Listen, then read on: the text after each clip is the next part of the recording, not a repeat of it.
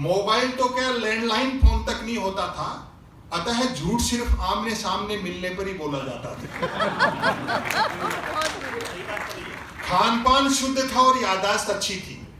हर व्यक्ति को 7-7 पीढ़ियां याद रहती थी, अपनी भी और गाली गलौज होने पर दूसरों की। हमारी प्राथमिक शिक्षा तो ऐसी थी जिसमें शिक्षा प्राथमिक नहीं थी। हमारा 50 बच्चों, 3 अध्यापकों, 2 पेड़ों और 1 कमरे का स्कूल हुआ करता था। आज तो इतने के बल पर लोग यूनिवर्सिटी चला रहे हैं। वाह, क्या बात है।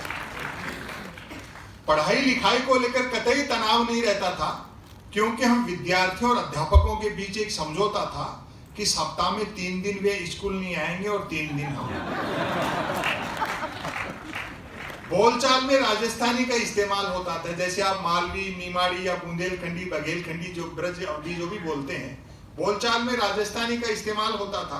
हिंदी सिर्फ शहरों तक सीमित थी और इन पंक्तियों पर तालियां रोक नहीं पाओगे आप। हिंदी सिर्फ शहरों तक सीमित थी और अंग्रेजी तो पीने के बाद ही बोली जाती।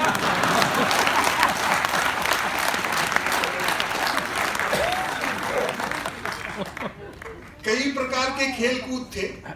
अब तो बच्चे गेम के नाम पर वीडियो गेम खेलते हैं। प्रधानमंत्री ने भी पिछली सर्जिकल स्ट्राइक को वीडियो गेम बजा के खूब ऊंची छोड़ी। कई प्रकार के खेल कूद थे। अब तो बच्चे गेम के नाम पर वीडियो गेम खेलते हैं। बच्चे भी क्या करें?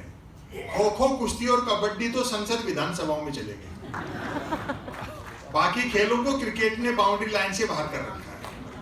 जो चैनल खोलो क्रिकेट। एक दिन तो टाइम पास के लिए मैं भी देख रहा था, तो कमेंटेटर ने बड़ी ऊंची फेंकी। जब से धवन और कोहली ने मूछें रखी हैं, तब से धुआंधार परफॉर्म कर रहे हैं। मेरे उस दिन समझ में आई कि दुनिया में महिला क्रिकेट क्यों पिछड़ा हुआ। हालांकि मैं महिलाओं का बड़ा सम्मान करता हूं। देखो साहब, कई लोग तो सहपरिवार बैठे, बड़ा अच्छा लगता है। और शादीशुदा हो तो पत्नी को साथ भी रखा करो, वरना मन की बात भी रेडियो से करते फिरो। पुराना समय याद करें। हालांकि क्रिकेट तब भी खेला जाता था। बैट का मालिक बैटिंग करता था और बॉल का मालिक बॉलिंग। फील्डर भी यही दो होते थे। बैट टच न होने पर फेंकी हुई गेंद फेंकने वाले को लानी पड़ती थी। एक ओवर कुल कितनी गेंदों का होगा, ये गेंद का मालिक तय करता था। बल्लेबाज पहले गेंद पीटता था, फिर मूड के अनुसार चलकर या भागकर रन बनाता था, तत्पश्चात गेंद लाता था। ऐसा भी होता रहता था कि बल्लेबाज की दिन भर गेंद लाने की इच्छा नहीं रहती थी और वह दिन भर रन ही बनाता रहता था। प्रबुद्ध जनिया बैठे हैं। हम आवारा पूंजीवाद के दौर में जी रहे हैं। आवारा पूंजीवाद जिसने मनुष्य के भीतर असुरक्षा बोध भर दिया। लाखों करोड़ों जमा है तो भी तनाव रहता है, कल क्या होगा। बुजुर्ग लोग बैठे, 2 जोड़ी कपड़े होते थे, वो भी किसी चाचा के, पिताजी के, बड़े भाई के फिट करवा लिए। एक पहन लिया, दूसरा धो के सुखा दिया। आज वार्डरोब अलमारी कपड़ों से भरी है और आदमी आधे घंटे तक तय नहीं कर पाता किस पैंट के साथ कौन सा शर्ट मैच करेगा। हमने कितनी कीमत दी। तब देखें, लोग भूखे उठते तो थे, किंतु भूखे सोते नहीं थे। महंगाई बिल्कुल नहीं थी। ईमान के अलावा सब कुछ सस्ता था। और सस्ताई का अंदाजा आप इसी से लगा लें कि फिल्मों में हीरोइनों को पैसा कम मिलता था तो भी कपड़े पूरे पहनती थी। उन दिनों रामलीलाएं मनोरंजन का प्रमुख साधन हुआ करती थी, जिनमें महिला पात्रों का रोल भी पुरुष ही किया करते थे। रामलीला वालों का गले मिलने और गले पड़ने का समय अलग अलग होता था। मेरी बातें समझने के लिए कम से कम ग्रेजुएट होना चाहिए। जिनमें महिला पात्रों का रोल भी पुरुष ही किया करते थे। रामलीला वालों का गले मिलने और गले पड़ने का समय अलग अलग होता था। रामलीला मंडली गांव की धर्मशाला में ठहरती थी। हम बच्चे दिन में धर्मशाला में जाकर देखते थे कि गत रात ही एक दूसरे के जानी दुश्मन रहे पाली और सुग्रीव साथ साथ ताश पत्ती खेल रहे। शूर्पणखा मंथरा के लिए चाय बना रहा है और हर पुरुष की जो घर में औकात है, चटाई पर बैठा रावण रात को आरती में आए पैसों का हिसाब मंदोदरी को दे रहा है। लोग पैदल चलते थे और पद यात्राएं करते थे, जो कि पद प्राप्त करने के लिए नहीं होती थी।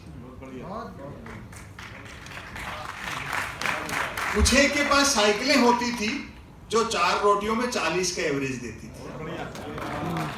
अच्छे श्रोताओं में सुनाने से और अच्छा सुनने से बड़ा कोई पेमेंट नहीं होता।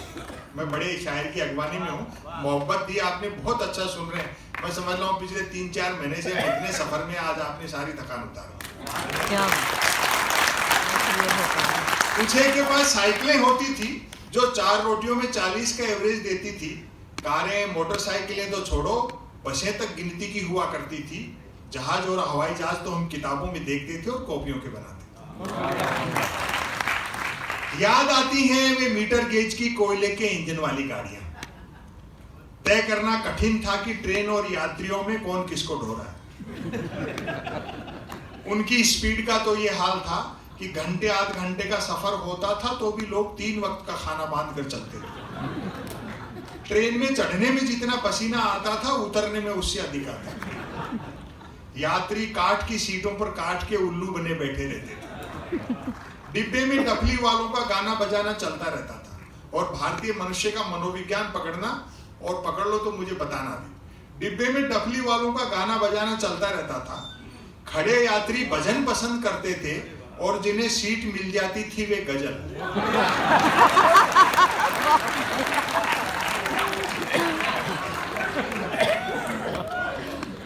लोग अक्सर आरोप लगाते हैं कवि और शायर अच्छा नहीं सुनाते।